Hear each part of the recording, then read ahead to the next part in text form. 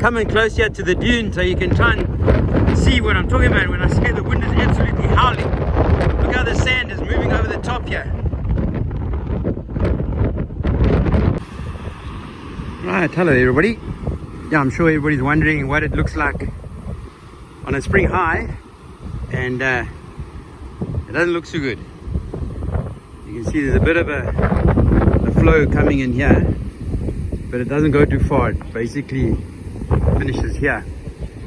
If I zoom across there, that's where the lake system joins. So you can see the water's not coming over the top. I'm just riding across towards the old pinnacle. You can see a lot of these reeds have died, and a lot of them are under the sand here. Sorry, the wind is absolutely howling. You can see some water coming over the top, just crossing over to the other side. And there's that pole that I used. Those of you who followed the videos, to try and establish the height of the actual dune in front, and you can see it's just sand everywhere right across to there. So what I'll do is when I go back, I'll ride the gap and just see how wide this gap is. Just if I just move across again, sorry folks for the wind, but it's howling. You can see that's the southern part there, the southern part of the gap. I won't call it a mouth anymore. And if I scan around, you can see what it looks like. With this howling wind, you can see all the birds roosting here now, tucked away behind the reeds, out of the wind.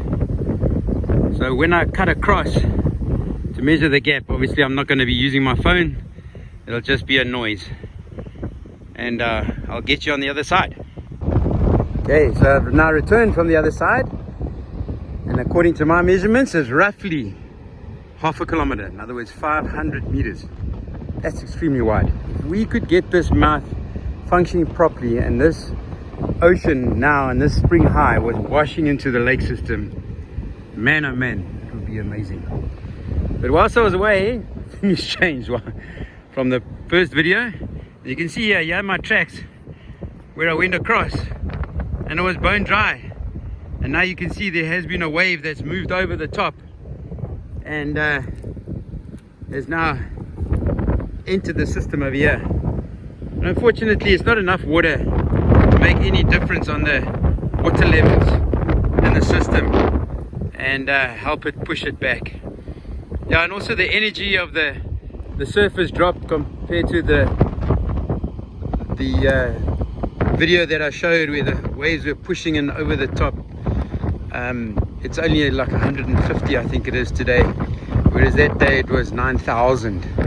What it means, that 9,000 or the 150, I'm not sure, but maybe some of the clever people out there can help me out and tell me what it means. But I just use an app that tells me the energy of the surf.